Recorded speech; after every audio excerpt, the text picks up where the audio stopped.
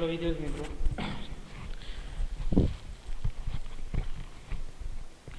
Last time આપણે પૃથ્વીનો ગુરુત્વ પ્રવેગ મેળવી લીધા બાદ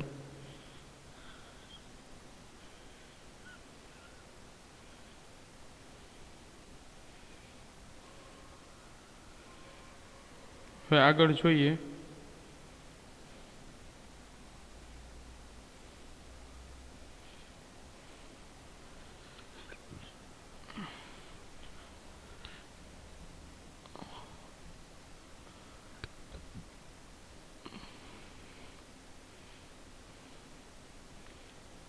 ચલો ત્યારબાદ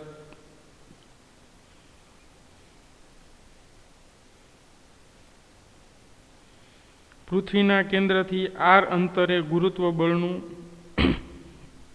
વ્યાપક સમીકરણ મેળવી પૃથ્વીની સપાટી પર ગુરુત્વ પ્રવેગનું સમીકરણ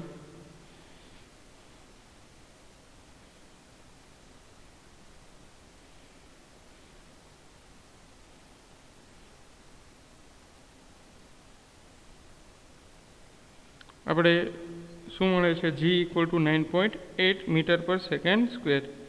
હવે પૃથ્વીથી વિદ્યાર્થી મિત્રો જેમ હાઇટ વધતી જશે તો એ રીતે શું ફેર પડશે ગુરુત્વ પ્રવેગની અંદર, બરાબર છે? તો એના માટે આપણે જોઈએ.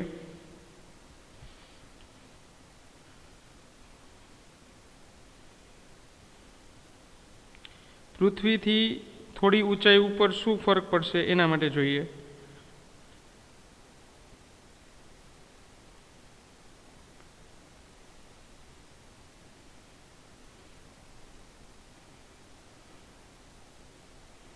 તો ક્વેશ્ચન જે છે એ લખી નાખીએ આપણે પહેલાં વિદ્યાર્થી મિત્રો, પછી એની ડિસ્કશન આગળ વધારશું. પૃથ્વીની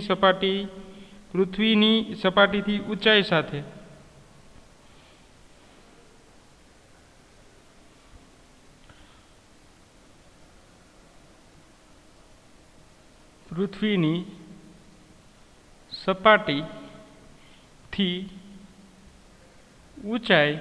પૃથ્વીની સપાટીથી ઊંચાઈ સાથે જીમાં થતો એટલે કે ગુરુત્વ પ્રવેગમાં થતો ફેરફાર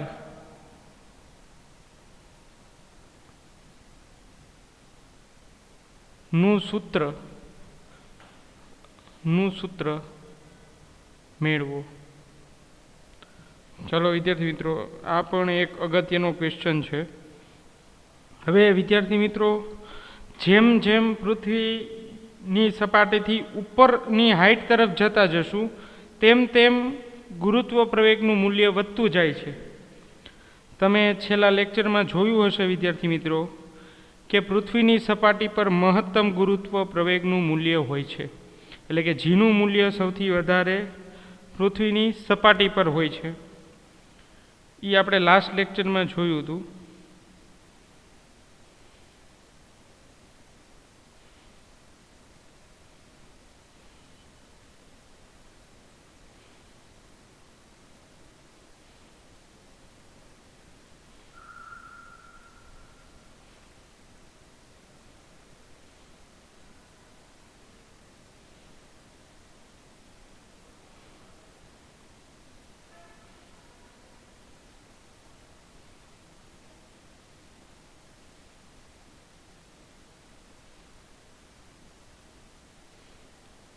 તો જો લાસ્ટ લેક્ચરની પીપીટી પણ હશે. જો અહીંયા આપણે ગુરુત્વ પ્રવેગનું મૂલ્ય 9.8 મીટર પર સેકન્ડ સ્ક્વેર મળે છે, પણ ક્યાં આટલું મૂલ્ય મળે છે? તો કે પૃથ્વીની સપાટી પર. જો મેં અહીંયા જે છે ડાર્ક પોઈન્ટ કરેલો છે સપાટી પર, અહીંયા જીનું મૂલ્ય છે એ મહત્તમ મળશે 9.8. હવે આપણે એ મેળવવું છે પૃથ્વીની સપાટીથી ઉપર કેટલું મળશે, એચ ઊંચાઈ, એટલે કે ઊંચાઈ વધતા કેટલું મળે છે. તો આપણે એ જોવાનું છે વિદ્યાર્થી મિત્રો.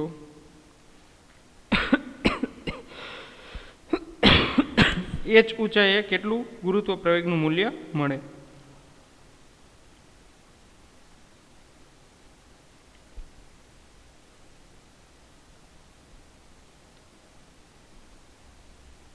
તો એની આકૃતિ જે છે એ દોરીએ આપણે વિદ્યાર્થી મિત્રો.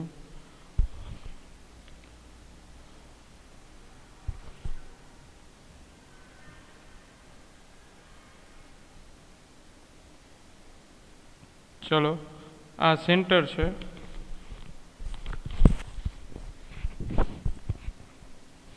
તથા એ સેન્ટરનું નામ આપણે આપી દઈએ O.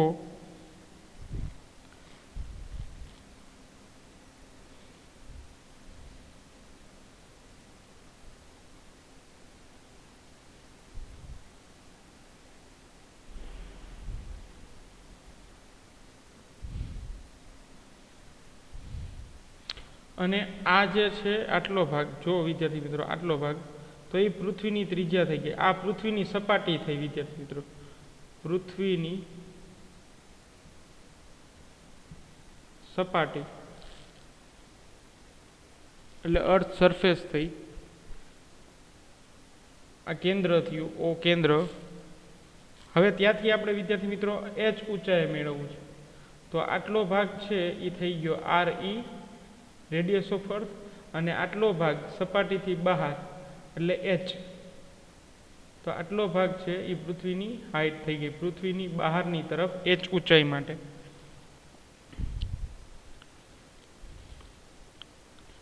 ચલો, તો વિદ્યાર્થી મિત્રો આ અંતરને આપણે સ્મોલ r કહી દઈએ. ટોટલ આટલું અંતર છે એને હું સ્મોલ r કહી દઉં છું. અને સ્મોલ r બરાબર શું થશે, જો આકૃતિ જોતા જજો એટલે થોડો વધારે ખ્યાલ આવે. RE plus h, small r બરાબર થઈ ગયું RE radius of earth plus આટલી h ઊંચાઈ આવી ગઈ. ચાલો,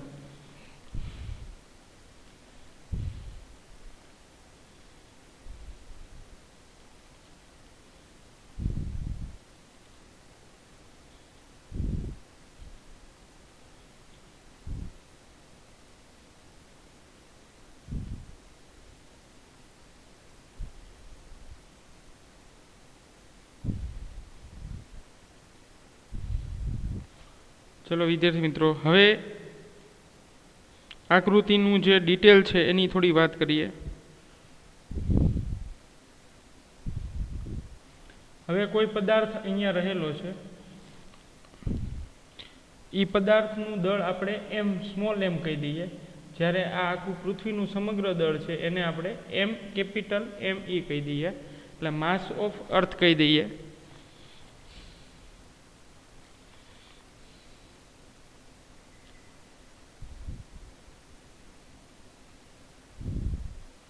ચલો, તો આકૃતિમાં દર્શાવવા પ્રમાણે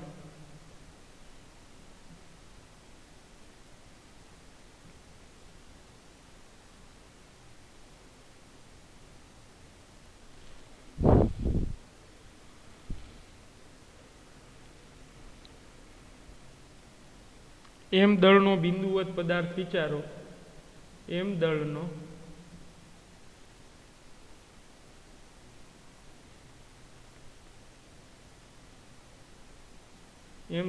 બિંદુવત પદાર્થ વિચારો. આ પદાર્થ પૃથ્વીની સપાટીથી, આ પદાર્થ પૃથ્વીની સપાટીથી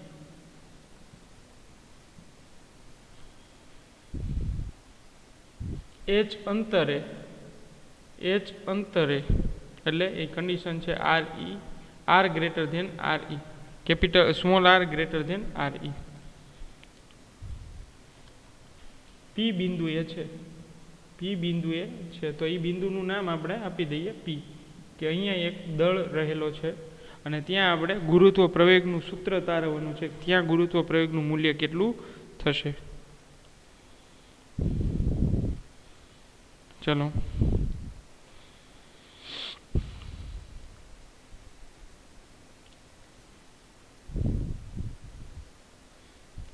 હવે પૃથ્વીની ત્રિજ્યા RE લેવાની છે. અહીં પૃથ્વીની ત્રિજ્યા RE છે તથા પૃથ્વીનું દળ ME છે, માસ ઓફ અર્થ છે RE અને ME છે.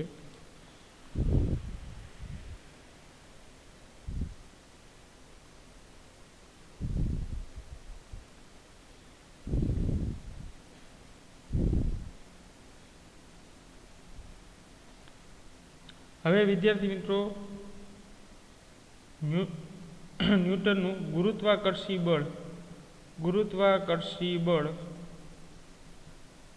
એફ આપણે જાણીએ છીએ વિદ્યાર્થી મિત્રો એફ બરાબર કેપિટલ G(m)(1)(m)(2) અપોન r². તો એની અંદર વિદ્યાર્થી મિત્રો આ ડેટા છે એ બધા મૂકવાના થશે આપણે કે h ઊંચાઈ માટે ગુરુત્વ પ્રવેગનું મૂલ્ય. તો બળ જે છે h ઊંચાઈએ લાગતું બળ પહેલાં ફાઇન્ડ કરવું પડશે વિદ્યાર્થી મિત્રો. h ઊંચાઈ પર લાગતું બળ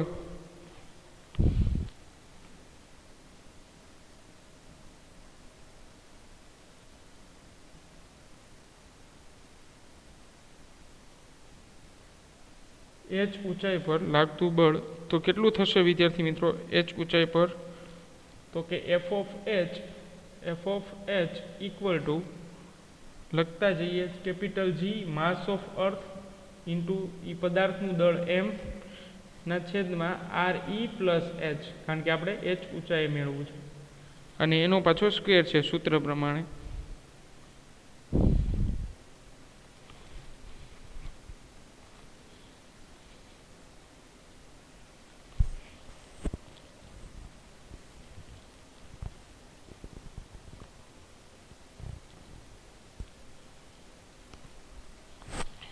હવે વિદ્યાર્થી મિત્રો બીજું આપણે એવું કહી શકાય કે F ઇક્વલ ટુ mg.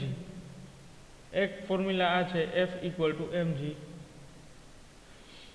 તો હવે આ બંને સમીકરણને આપણે સરખાવીએ, સમીકરણ નંબર 1 અને સમીકરણ નંબર 2, કારણ કે બંને બળ માટેના સમીકરણ છે.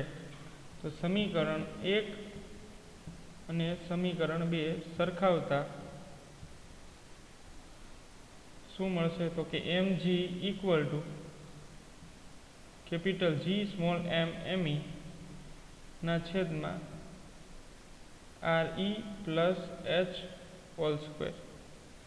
ચલો તો આ m કટ થઈ ગયા. તો હવે g ફાઇન્ડ થઈ ગયો આપણને વિદ્યાર્થી મિત્રો. g equal to GME upon RE plus h whole square. ચલો આ જે છે એ ગુરુત્વ પ્રવેગ આપણને મળે વિદ્યાર્થી મિત્રો. તો હવે તમે આરામથી જુઓ સમીકરણ વિદ્યાર્થી મિત્રો, જે જીનું સમીકરણ છે જુઓ.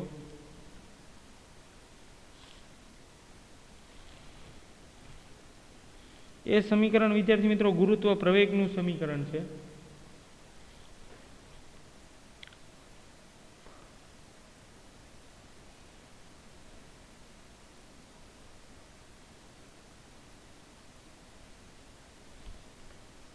સ્મોલ g છે એ ગુરુત્વ પ્રવેગનું છે. હવે એ ગુરુત્વ પ્રવેગનું મૂલ્ય જુઓ. એમનેમ જે હોશિયાર વિદ્યાર્થી છે એને આરામથી આઈડિયા આવી જશે કે h ઊંચાઈ પર આટલું જોશે ત્યાં આઈડિયા આવી જશે કે h ઊંચાઈ પર ગુરુત્વ પ્રવેગના મૂલ્યમાં શું ફરક પડશે. તો જુઓ અહીંયા ઘટશે, ગુરુત્વ પ્રવેગનું મૂલ્ય ઘટશે વિદ્યાર્થી મિત્રો, કારણ કે પૃથ્વીની સપાટી પર ગુરુત્વ પ્રવેગ વિદ્યાર્થી મિત્રો આ જ ફોર્મ્યુલા ઉપરથી મળશે, પણ એમાં h નહીં આવે. h બરાબર 0 આવશે, કારણ કે હાઇટ છે નહીં સપાટી ઉપર. ફક્ત small g equal to capital GME ના છેદમાં RE જેટલું જ મળશે, RE ના સ્ક્વેર જેટલું જ મળશે. તો અહીંયા સૂત્ર પરથી, હજી જો કે આપણે સાબિત કરવાનું બાકી છે, બાકી સૂત્ર પરથી જ આપણને આઈડિયા આવી જશે.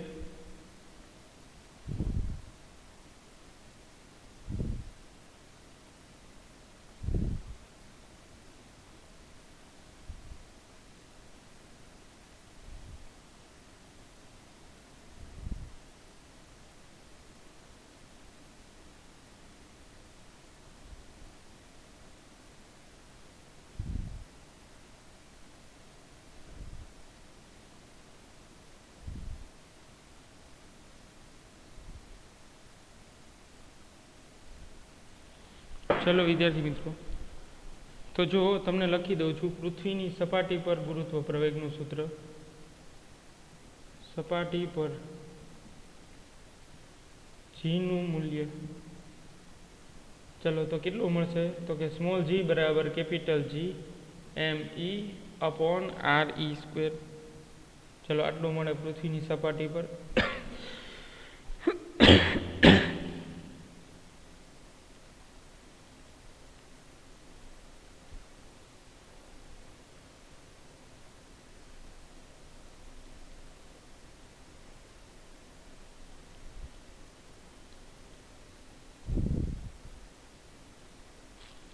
ચલો તો હવે અહીંયા જો આ એડ ટર્મ છે એ એડ થાય એટલે છેદ છે એ મોટો થશે, છેદ છે એ મોટો થશે અને છેદ મોટો થાય તો જીની વેલ્યુ છે એ ઘટે.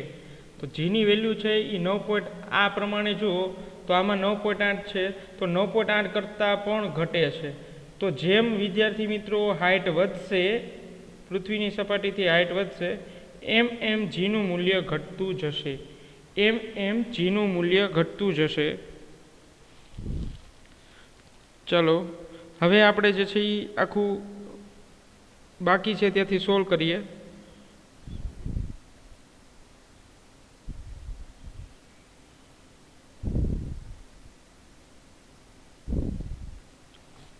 ચલો હવે એ બંને સમીકરણ સરખાવીએ. જી એચ ઇક્વલ ટુ શું છે?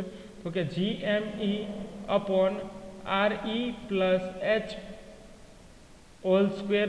એક સમીકરણ આ છે અને બીજું સમીકરણ છે જી, ફક્ત જી ગુરુત્વ પ્રવેગ માટેનું છે, ફક્ત જી ગુરુત્વ પ્રવેગ માટે, ફક્ત જી ઇક્વલ ટુ જી એમ ઈ ના છેદમાં ખાલી આર ઈ નો સ્ક્વેર. ચલો હવે આ બંને ગુરુત્વ પ્રવેગના સમીકરણ થઈ ગયા. ચલો આ બંને વિદ્યાર્થી મિત્રો ગુરુત્વ પ્રવેગના સમીકરણ થઈ ગયા. અને 3 અને 4 આપી દઈએ સમીકરણ નંબર. તો આ બંને હવે સરખાવીએ સમીકરણ, અથવા તો આ બંનેનો ગુણોત્તર લઈએ. એટલે સમીકરણ 3 અને 4 નો ગુણોત્તર.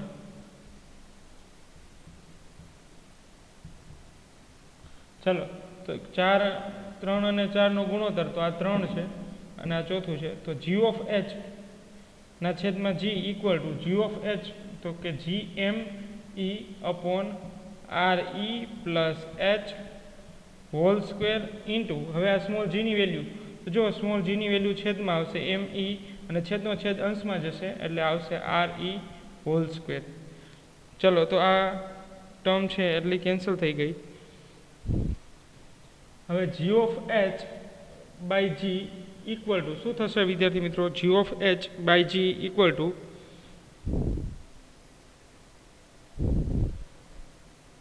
હવે ઉપર જુઓ આર ઈ સ્ક્વેર છે અને નીચે છે આર ઈ પ્લસ એચ અને હોલ સ્ક્વેર છે. તો જો હવે આનું આપણે ડેરિવેશન કરીએ તો આર ઈ ને હું કોમન કાઢી લઉં તો એ દ્વિપ્રદી પ્રમેય અનુસાર જે છે એવું લખી શકાય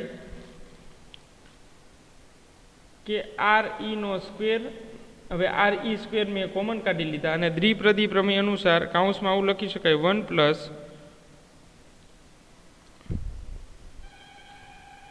એચ અપોન આર ઈ હોલ સ્ક્વેર. આ રીતે લખી શકાય દ્વિપ્રદી પ્રમેય અનુસાર. તો હવે જો અહીંયા આ કેન્સલ થઈ ગયું તો ચાલો શું મળે? G of H by G equal to 1/1 plus H upon R E whole square. હવે દ્વિપ્રદી પ્રમેય અનુસાર જોઈએ વિદ્યાર્થી મિત્રો તો આ છે એ ઉપર હું લઈ જાઉં છું તો 2 છે સ્ક્વેર છે એ ઇન્વર્સ થઈ જશે. તો જી of H by G equal to 1 plus H upon R E, H upon R E -2. ચલો તો આનું ફાઇનલ આન્સર આવો આવશે. G of H equal to by G equal to 1 - 2h, 1 - 2h upon R E. ચલો આ formula બનશે G of H by G equal to 1 - RH upon R E. ચલો આ ફોર્મ્યુલા મળે વિદ્યાર્થી મિત્રો. અને હવે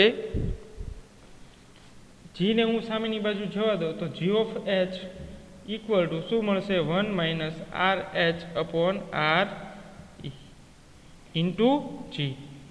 તો આટલો ભાગ છે એ ઘટશે વિદ્યાર્થી મિત્રો. આ બે કમ્પેરિઝન થઈ, અહીંયા વેલ્યુ આવી જશે 9.8.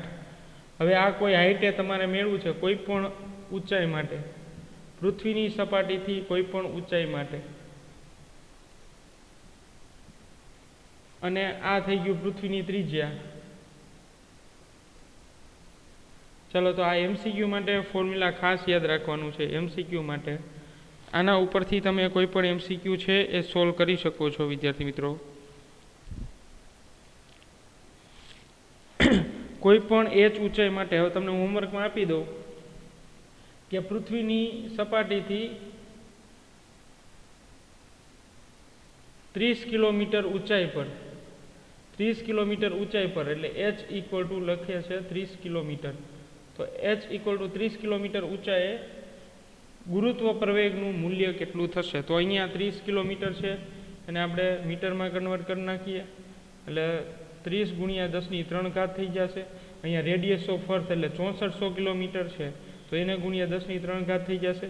ગુરુત્વ પ્રવેગનું મૂલ્ય થઈ જશે 9.8. તો આનો ભાગાકાર કરી નાખો, સાદુરૂપ આપી દો વિદ્યાર્થી મિત્રો, તો તમને ડેફિનેટલી આન્સર મળી જશે કે પૃથ્વીની કોઈ પણ ઊંચાઈ માટે તમારે મેળવવું હોય તો આ સમીકરણ ખાસ યાદ રાખજો. G of H equal to 1 minus R h by R e into g. આ ફોર્મ્યુલા તમારે ખાસ યાદ રાખવાનું છે વિદ્યાર્થી મિત્રો.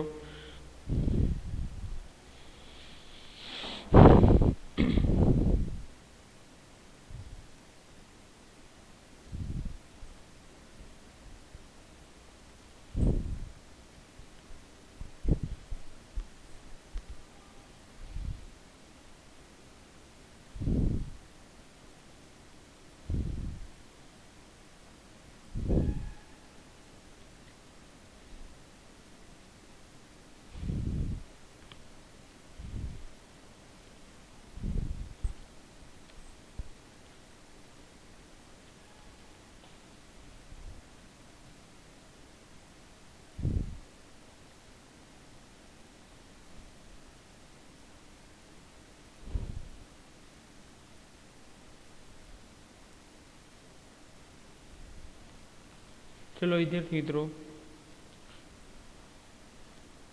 હવે નેક્સ્ટ લેક્ચરની અંદર આપણે જોશું કે પૃથ્વીથી એચ ઊંડાઈમાં જતા, એચ જેટલી ઊંડાઈમાં જતા ગુરુત્વ પ્રવેગના મૂલ્યમાં શું ફેરફાર થશે. તો એ તમારે હોમવર્કમાં કરવાનું છે. આ જેમ આ સમીકરણ મળે છે એ જ રીતે એચ ઊંડાઈ માટે મળે છે, પણ નેક્સ્ટ લેક્ચરની અંદર આપણે વાત કરી લઈશું કે કઈ રીતે ફેરફાર થાય છે.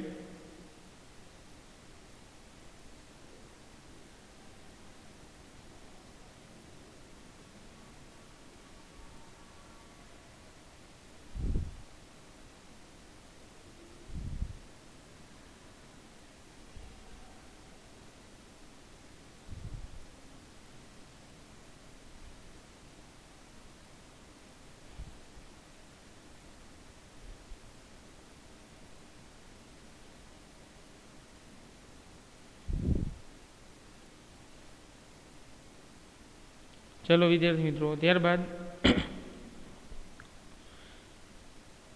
આપણે એચ ઊંડાઈ માટે પણ તમે જે છે એ એક હોમવર્ક કરી લેજો કે પૃથ્વીની ઊંડાઈમાં, આ ઊંચાઈમાં કેમ 30 કિલોમીટર, તો એવી જ રીતે પૃથ્વીની 30 કિલોમીટર ઊંડાઈમાં ગુરુત્વ પ્રવેગનું મૂલ્ય કેટલું થાય છે એ પણ તમારે હોમવર્કમાં કરવાનું છે વિદ્યાર્થી મિત્રો.